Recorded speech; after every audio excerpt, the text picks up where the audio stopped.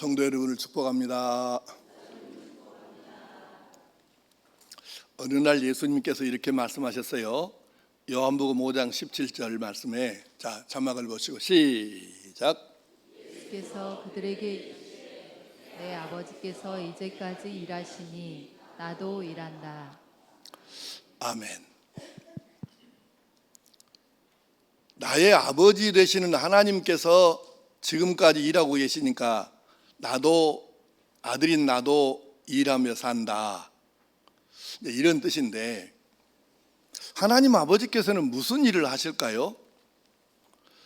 천지 만물 온 우주를 만드셨으니까 이것들을 모두 관리하시고 다스리시겠지요. 이제 그걸 이렇게 성경이 표현합니다. 자, 시편 121편 4절 말씀 시작. 이스라엘을 지키시는 이는 졸지도 아니하시고 주무시지도 아니하시리로다. 아멘. 하나님께서는 졸지도 주무시지도 않으신다고 해요. 왜 그러실까? 신이시니까 당연히 그러시겠죠. 신이 잠자고 그럴 일이 있겠습니까? 그러니까 신이시니까 당연한 것이겠지만은 이 말을 하나님께서 계속해서 우리를 지키시고 돌보신다는 이 말을 사람의 표현으로 지금 이렇게 표현한 거예요. 실제로 하나님께서 주무시거나 안 주무시거나 그러신다는 의미보다는 우리 지금 쓰는 표현법으로 그렇게 말씀을 한 거죠. 그러면 만약에 우리가 이제 그냥 인간적으로 생각해 보면 그러실 일은 없지만 하나님께서 하루나 일주일만이라도 이 만들어 놓으신 온 천지 만물 온 우주를 나도 하루는 쉬어야 되겠다, 이것들 좀 알아서 해라, 그렇게 모른 척하고 딱 그냥 놔둬 버리시면 이 세상이 어떻게 되겠냐 그 말이에요. 온통 뒤죽박죽 그냥 보통 일이 아니겠죠. 그래서 우리가 사는 세상에서 질서 이렇게 잘 교통법규 지키라고 하는데도 교통사고 맨날 나갖고 1년이면은 지금 우리나라에만도 수백 명이 교통사고로 죽고, 그런데 만약에 하나님께서 모른 척 하시면 놔둬 버리시면 하늘나라에서 이 지구상에 사람 수보다 몇천 배, 만 배 많은 하늘의 별들이 이게 날마다 교통사고 나서 가만히 있는 별이 하나도 없고 다 움직이고 있는데 얼마나 심각한 현상이 벌어지겠어요. 그러니 하나님께서 물론 사람이 만든 것도 자동도 있고 AI도 있고 다 돌아가는데 하나님께서 그걸 못 하시겠습니까? 많은 사람의 표현으로 하자면 그러신다 그 말이에요. 이렇게 만드신 모든 것을 관심을 두시고 지켜보시고 사랑하시고 그렇게 은혜를 베풀어 주시는데, 그렇게 일하고 계시는데 아들인 나도 따라서 그렇게 일하며 살아야 되지 않겠느냐. 예수님께서 그렇게 말씀하시고, 실제로 예수님께서 3년 동안의 공생의 기간 동안에는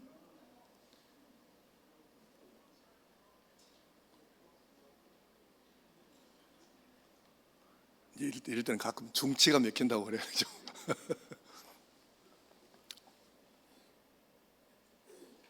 어디에서?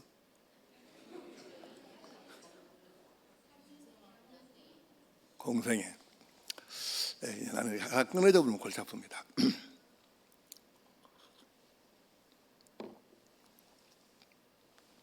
예수님께서 3년 동안 공생의 기간 동안 실제로 쉬실 틈이 없으셔가지고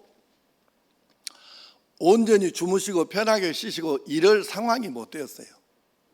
정말 예수님, 사람들이 계속해서 예수님을 찾아오는데 나 좀 쉬어야 되겠다, 오늘은 내가 좀 피곤해서 안 되겠다 이러신 적이 없고, 무슨 사정으로 누가 찾아오든지 간에 모두 다 맞아주시고 받아주시고 만져주시고 터치해서 다 문제를 풀어주시고 해결해주시고 고쳐주시고 그렇게 해서 보내셨으니까 소문이 갈수록 더 나는데 예수님이 어떻게 쉬고 주무실 시간이 어디 있어요. 그렇게 철저하게 일하셨는데, 이 말씀은 내 아버지께서 이제까지 일하시니 나도 일한다는 이 말씀은 내가 하나님 아버지를 본받아서 이렇게 일하고 사는 것처럼 나를 주로 믿는, 나를 선생이라고 스승이라고 하는 너희들도, 주라고 부르는 너희들도 이렇게 일하면서 살아야 된다 하시는 말씀인 줄로 믿습니다.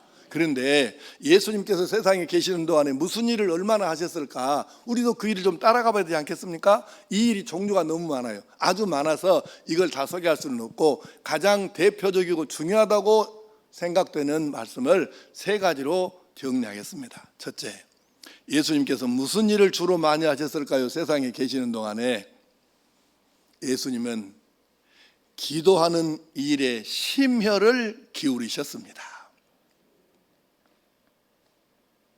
대답이 좀 신통치가 않네요. 예수님은 기도하는 일에 심혈을 기울이셨습니다. 그동안 예수님께서 얼마나 어떻게 기도하셨는지에 대해서는 우리가 성경 공부도 하고 구절구절 다 말씀을 나눴기 때문에 오늘 이 부분은 길게는 하지 않고 제목들만 한번 생각해 봅시다. 예수님께서 공생애를 시작하시면서 40일 금식기도 하셨습니다.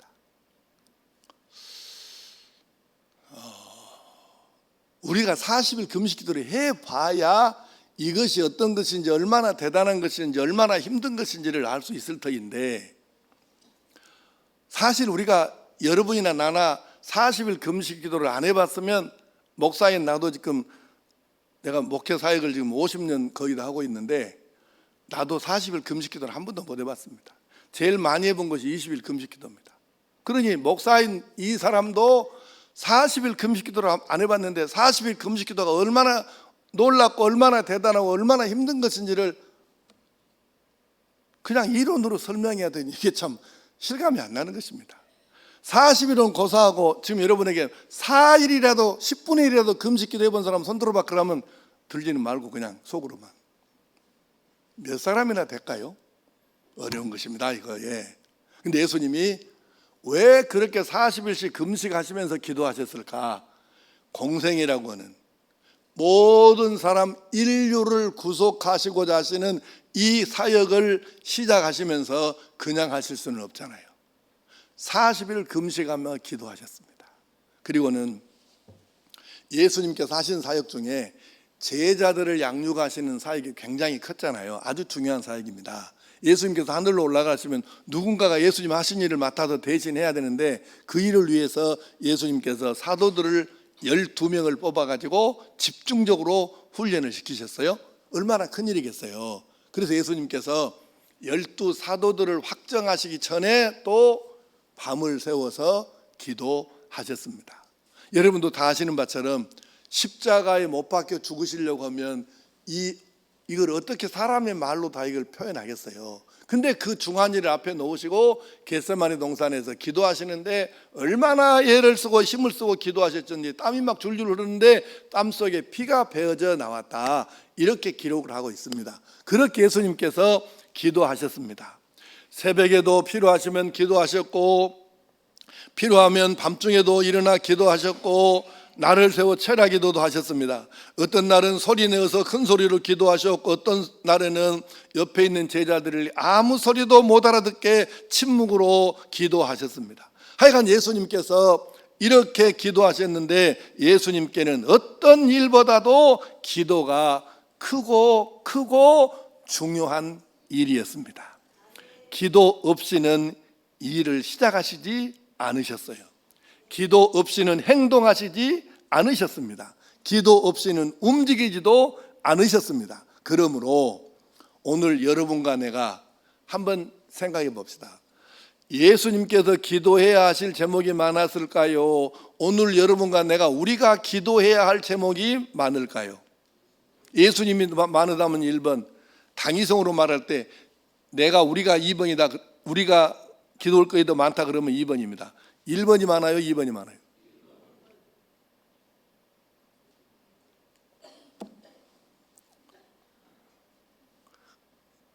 인나라 오래 갖고 한번 해봐야 되는데 시간이 없으니까 넘어가겠습니다.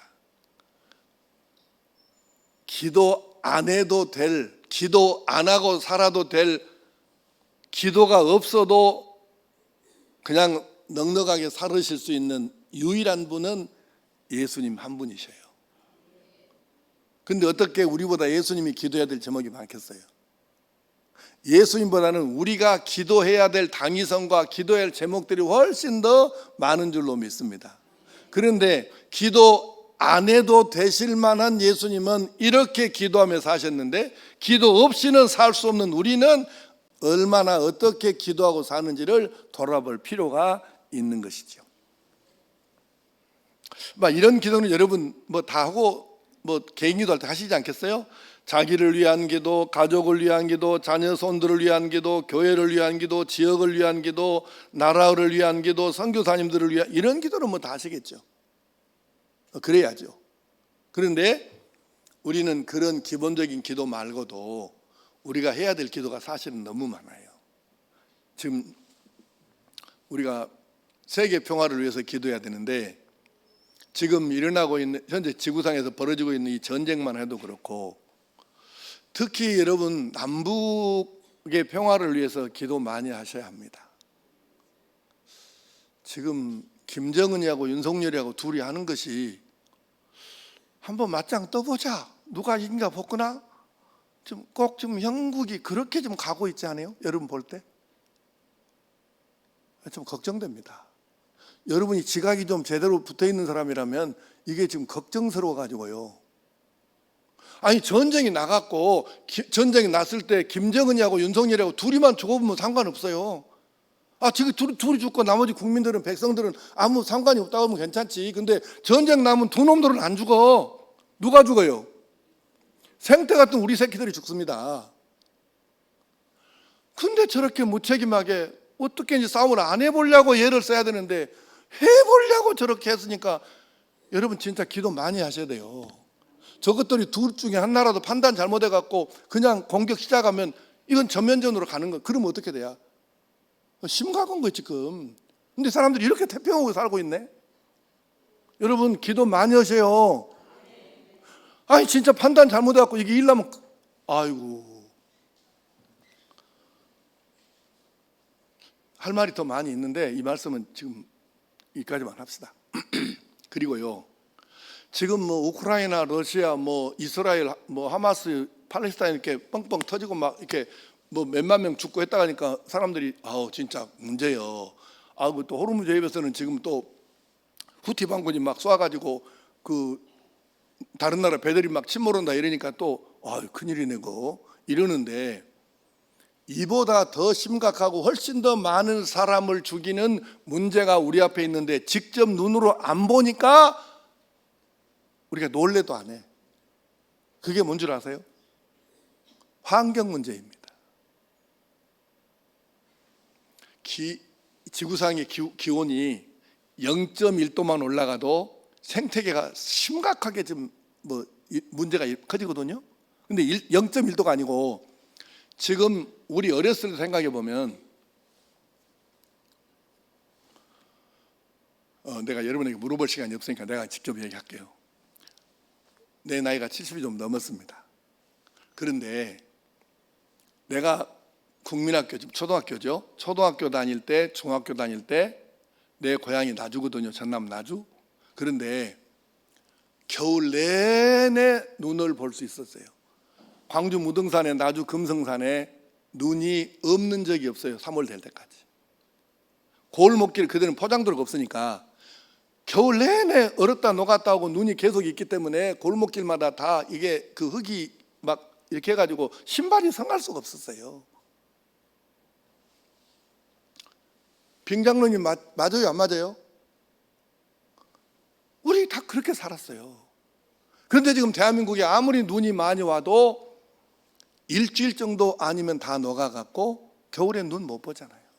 이게 뭘 뜻하는 거예요? 1도만 높아져서 이런 일이 생기는 게 아니에요.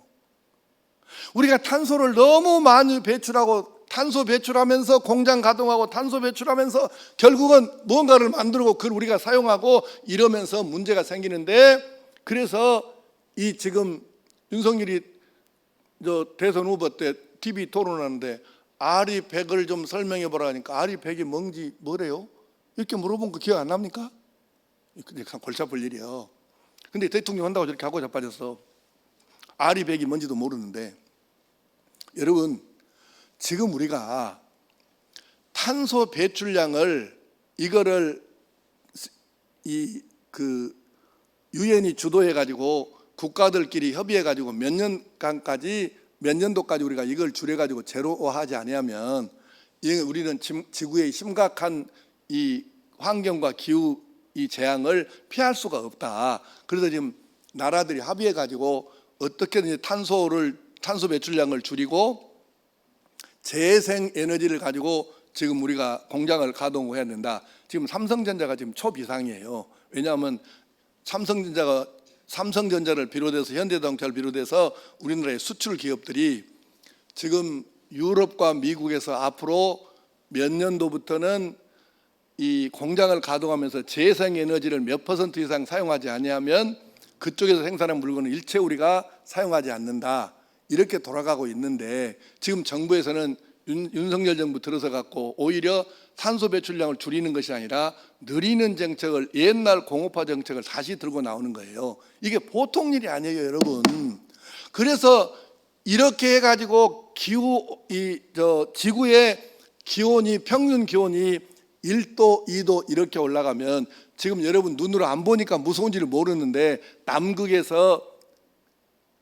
남극은 얼음으로만 구성되어 있는 거예요. 실제로는 땅이 없어요. 이 얼음으로만 되어 있는 여기에 지금 빙붕들이 녹아가지고 이게 금이 가가지고 떨어져서 지금 대서양 쪽으로, 태평양 쪽으로 흘러오고, 그리고 북극의 얼음이 녹아내리고 높은 고산들의 만년설이 녹아내려. 왜? 기후가 올라가니까.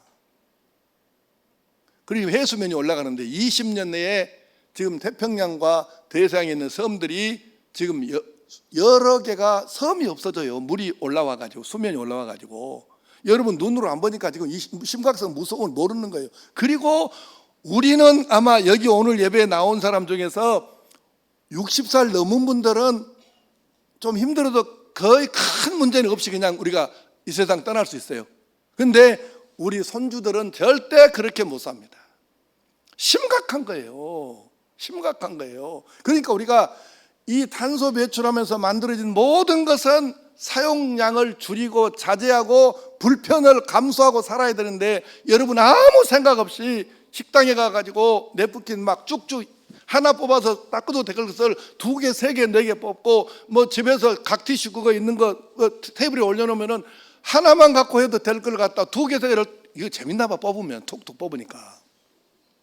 근데 그 별것 아닌 것 같은, 돈으로 따지면 몇 원도 안 될 수도 있지만 그것들이 결국은 펄프로 이렇게 나무로 생산을 해야 되는데, 그거 하나 만들기 위해서, 냅킨 이거 한 장 만들기 위해서 나무 한 가지가 필요하고, 우리가 이 쓰는 각 티슈 좋은 거 이게 요거 하나 만드는데 큰 가지 하나가 필요하고, 여러분 그러니까 나무 한 그루 잘라도 각 티슈 하나를 만들기가 쉽잖아요.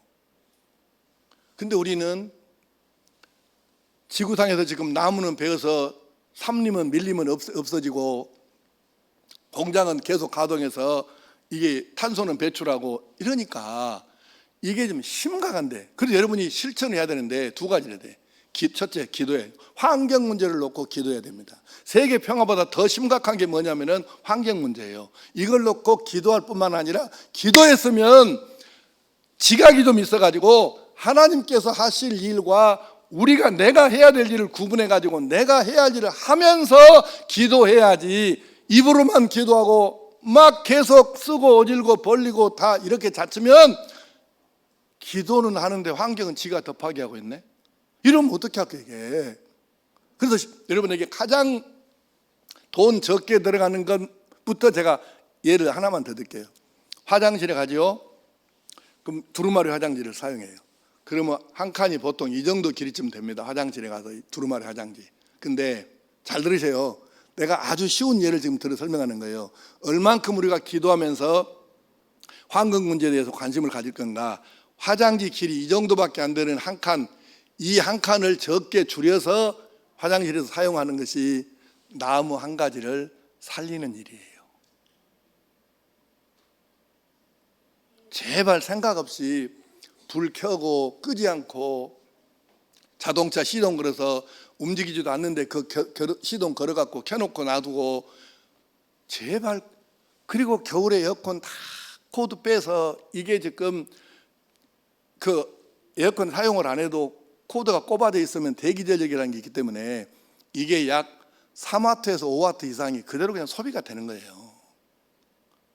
이 아무것도 아니고 돈으로 따지면 몇 원 안 되지만 이 작은 일들을 계속해서 이 지구상에 사는 모든 사람들이 함께 실천하면 그만큼 탄소 배출량을 줄이는 거고 나무를 안 죽이는 거고 이게 바로 살리는 것입니다. 그러니까 이 작은 일부터 기도하면서 우리가 실천을 해야 한다 그 말입니다.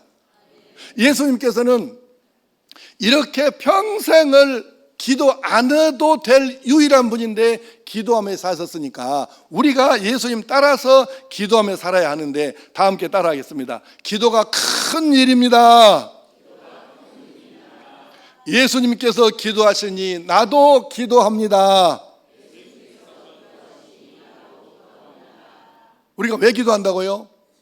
예수님께서 하셨으니까 따라서 해야지요. 두 번째, 예수님께서 무엇을 중점적으로 무슨 일을 하셨나? 예수님께는 전도가 목적이고 전도가 일이고 전도가 삶이었습니다. 마가복음 1장 38절 말씀 시작. 이르시되 우리가 다른 가까운 마을들로 가자.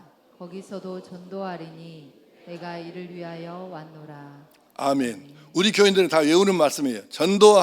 거기서도 전도하리니 내가 이것을 위해 전도를 위해서 왔다 말씀하셨습니다. 누가복음 4장 42절 43절 말씀 시작. 날이 밝음에 예수께서 나오사 한적한 곳에 가시니 무리가 찾다가 만나서 자기들에게서 떠나시지 못하게 만류하려 하매 예수께서 이르시되 내가 다른 동네들에서도 하나님의 나라 복음을 전하여야 하리니 나는 이 일을 위해 보내심을 받았노라. 아멘. 여러분, 전도, 영혼 구원을 빼고 예수님을 어떻게 우리가 얘기하겠어요? 누군가에게 여러분이 예수님을 이야기를 해 소개를 하고 전하고 예수님 이야기를 하는데 전도, 영혼 구원 이거 빼고 예수님을 뭐라고 말할 거예요? 전도, 영혼 이거 빼놓고 예수님 말할 방법이 없어요. 예수님을 어떻게 소개를 해? 뭐라고 말할 거예요? 예수님에 대해서. 그리고 예수님은 전도하고 영혼 구원 빼버리면은 예수님께서는 할 말이 없는 거예요. 이분이 세상에 오신 목적이 뭐며 왜 십자가에 죽으셨으며 왜 부활하셨으며 왜 다시 온다고 하셨으며 이 모든 것이 영혼 구원 빼놓고 어떻게 이게 설명이 되느냐고요. 예수님은 오직 이거 하나죠. 예수님께는 그냥 전도가 삶의 목적이었고 전도가 삶의 이유였고 예수님의 삶 자체였습니다. 때를 얻든지 못 얻든지 상황이 되든지 안 되든지 저 사람이 이 말씀을 받아들이겠냐 안 받아 이거 상관이 없어요. 예수님께는 그냥 전도입니다. 사람 만나면 전하시는 거죠. 전도를 빼고 예수님을 어떻게 말하냐고요. 이렇게 전도하시는 왜 이렇게 하셨을까요? 영혼 구원이 거기에 달려있기 때문입니다. 영혼 구원이. 우리가 세상에서 왕이나 재벌을 한다고 한들 기껏해봐야 길어봐야 100년인데 그렇게 100년 살다가 죽었습니다. 그리고 지옥으로 톡 떨어졌습니다. 그까짓 것 길어봐야 100년인데 우리가 천국을 가든 지옥으로 가든 끝이 없어요. 이게 무한대의 그 시간을 보냈는데 거기서 100년은 점 하나 찍을 만큼의 양도 안 돼요. 분량이. 근데 세상에 100년 점 하나 찍을 정도도 안 되는 이 짧은 이 시간 동안에 재벌이나 왕이나 그까짓 것 해봤자 죽은 다음에 지옥 가버리면 그 뭐하냐고요.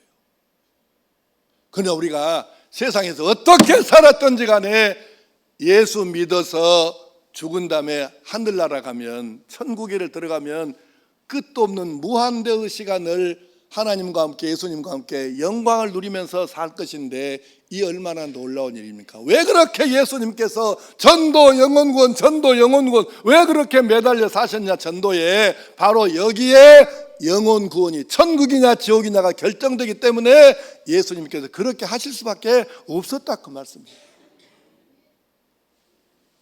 다음 주일이 금년도 상반기 총력 전도주일인데 이제 오늘 이 부분은 여기까지만 하겠어요. 따라하겠습니다. 다 함께 따라하십시다. 전도가 큰 일입니다. 예수님께서 전도하시니 나도 전도합니다. 우리 그렇게 살아야 합니다. 세 번째, 예수님께서 이 세상에 오셔가지고 중점적으로 하신 일이 뭐였을까? 평화를 전하는 일을 하셨습니다. 하나님 없는 마음에는 참 평안이 있을 수 없습니다. 평안으로 느꼈다면 그것은 허상이에요, 허상. 그래서 예수님께서 이렇게 말씀하셨어요. 자, 요한복음 14장 27절 말씀 천천히 생각하면서 시작. 평안을 너희에게 끼치노니 곧 나의 평안을 너희에게 주노라. 내가 너희에게 주는 것은 세상이 주는 것과 같지 아니하니라. 너희는 마음에 근심하지도 말고 두려워하지도 말라. 아멘. 여러분, 평안을 너희에게 끼치노니 곧 나의 평안을 너희에게 주노라. 내가 너희에게 주는 평안은 세상이 주는 것과 같지 않다. 예수님 우리에게 평안을 주시겠대요. 근데 내가 주는 평안은 세상이 말하는 그 평안하고 다르다. 이래 말씀하신 거예요. 이게 무슨 뜻일까? 만약에 그 당시 사람들이 이것이 평안이다, 이건 진짜 평안이다, 그 진짜였으면 예수님께서 이렇게 말씀하실 수가 없잖아요. 자, 그러면 세상이 주는 평안은 어떤 거냐? 예를 쉽게 들어봅시다. 많은 한국 사람들이 이렇게 살아요. 돈이 수입이 좀 넉넉하고 돈이 잘 벌려요. 그러면 그때 이제 어쨌든 뭐 기분이 좋을 거 아니에요. 그것을 평안으로 착각하는 거예요. 근데 그 사람이 그걸 평안으로 착각했다면 증명이 돼요. 돈이 수입이 끊어지면 장사가 안 되면 울상이 되겠죠. 그래서 그건 가짜 평안이라는 거예요. 어떤 사람이 몸이 막 건강해갖고 아픈 데 하나도 없어요. 옆에 사람 보니까 어디가 아픈 뭐가 아프든지 아픈 사람이 많은데 나는 아무렇지가 않아. 아이고 좋네. 그래서 이거를 평안이라고 느껴요. 그럼 자기도 얼마 가서 아프면 그건 사라지겠죠. 그건 가짜 평안이에요. 허상이라고요.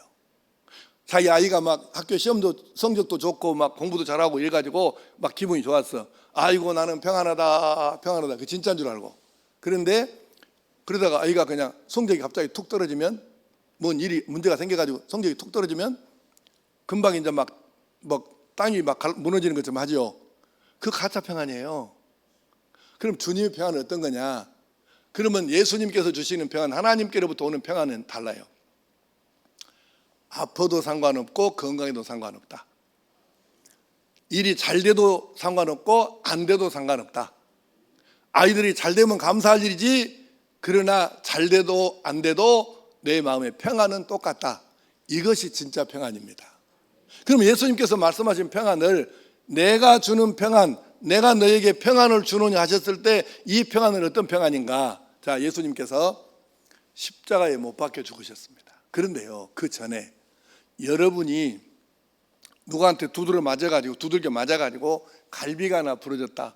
그러면 여러분 편해요, 안 편해요? 여러분 마음에 평안이 있어요, 없어요? 있어야 돼.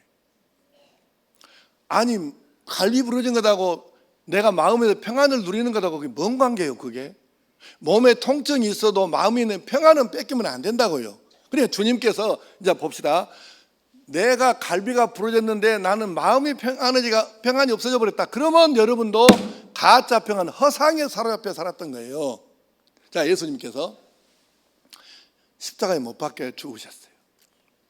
그것도 자기 죄도 아니에요.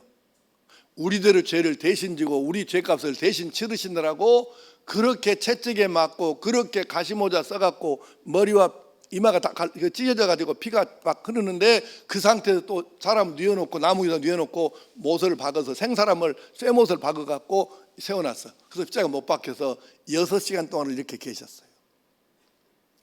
온몸이 상처투성이고 뼈에 4군데 구멍을 쇠못을 박아갖고 이렇게 지금 못 박아놨는데 6시간 동안 그렇게 계셨다고요.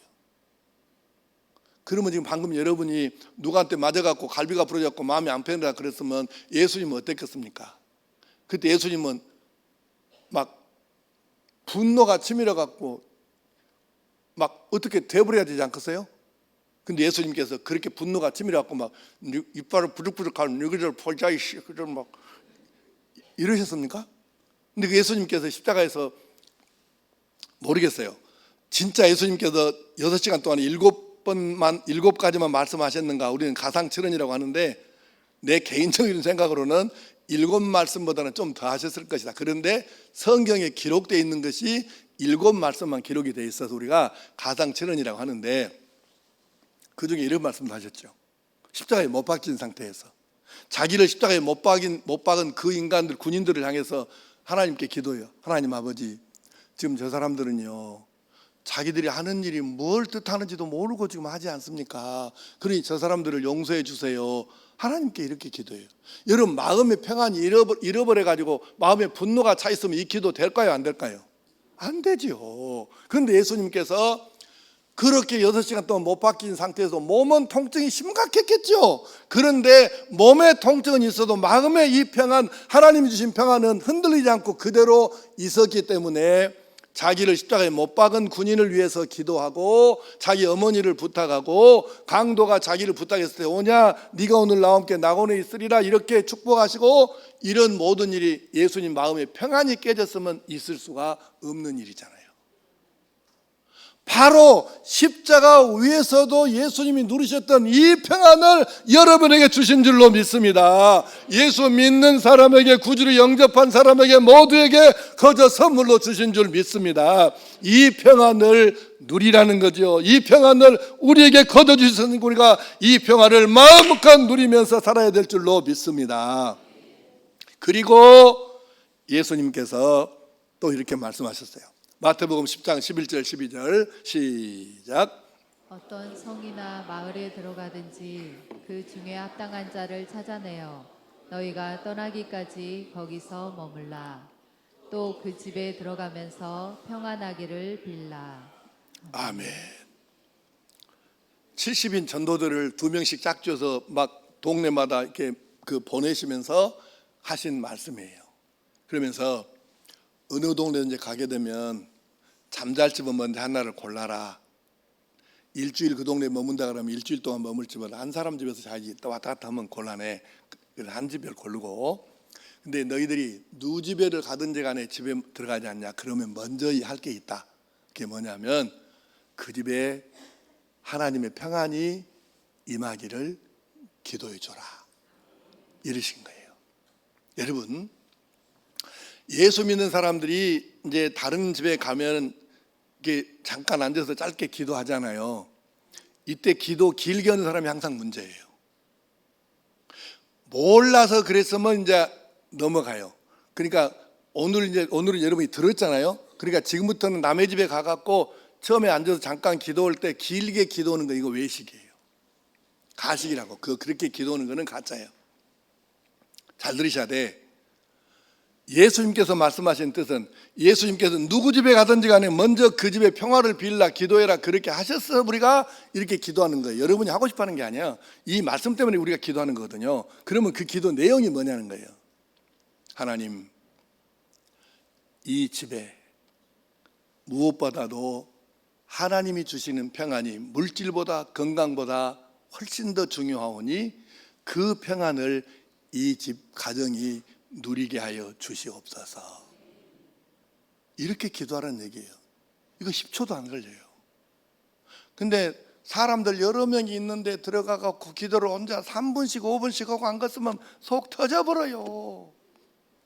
그런 기도라는 게 아니에요. 그렇게 진짜로 그 집을 위해서 기도해 줄 마음이 있으면 돌아와가지고 절절한 심정으로 눈물 흘리면서 개인 기도할 때 기도하시기 바랍니다.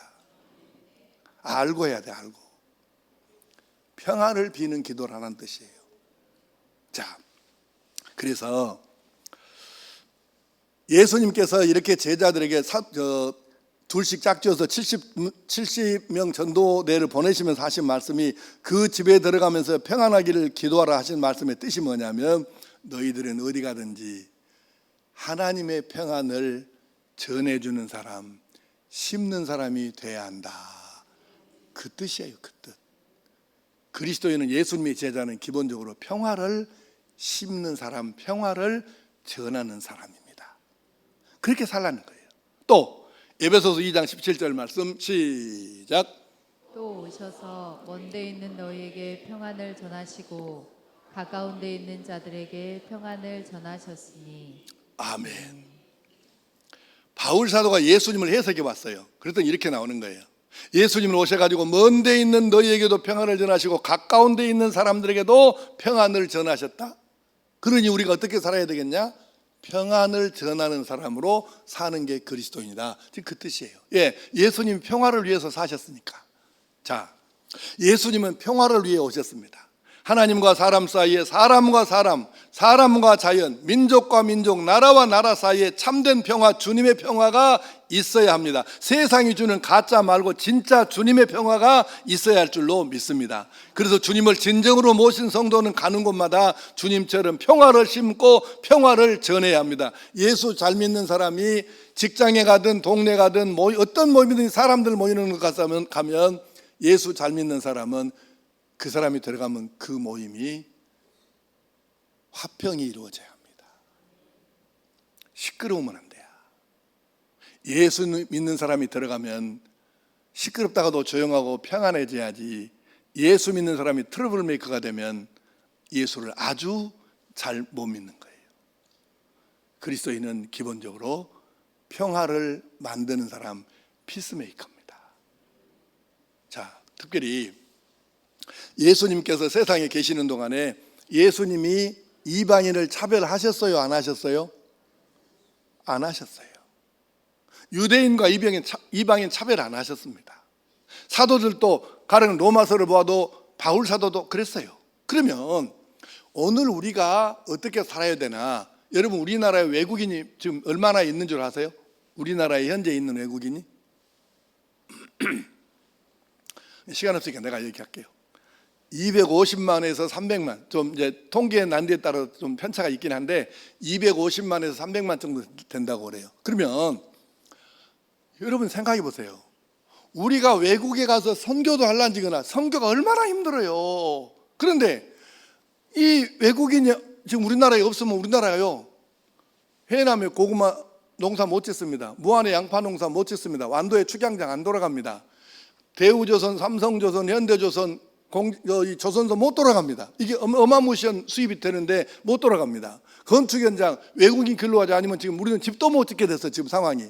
외국인이, 학자들 말에 의하면 앞으로 10년 정도 지나면 외국인의 숫자가 400만에서 500만 된대요, 우리나라에.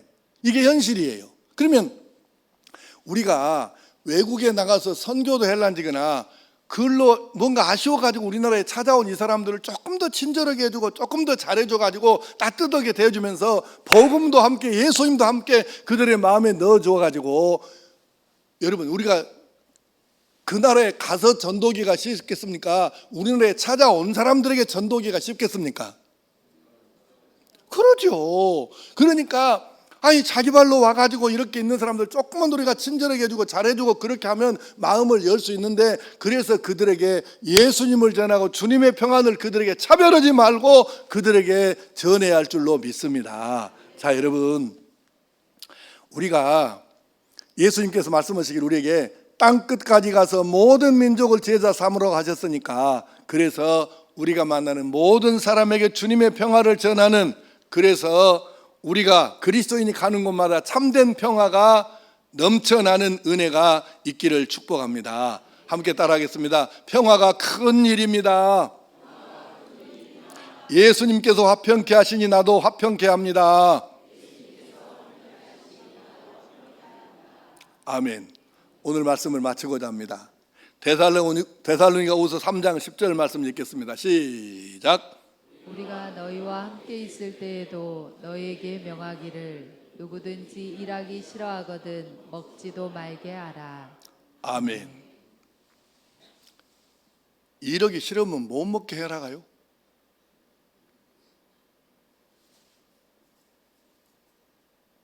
먹는 것은 일하는 사람의 몫입니다. 일하는 사람 이건 내 말이 아니고 하나님 말씀이잖아요. 일하기 싫어하거든 먹지도 말게 하라. 뭔 뜻인지 다 이건 설명할 필요가 없잖아요. 그러므로 예수님, 정말로 열심히 일하셨습니다. 예수님을 주로 믿는 섬기는 우리도 예수님처럼 일하면서 살아야 할 줄 믿습니다. 무슨 일을 해야 하나요? 기도가 큰 일이에요. 기도.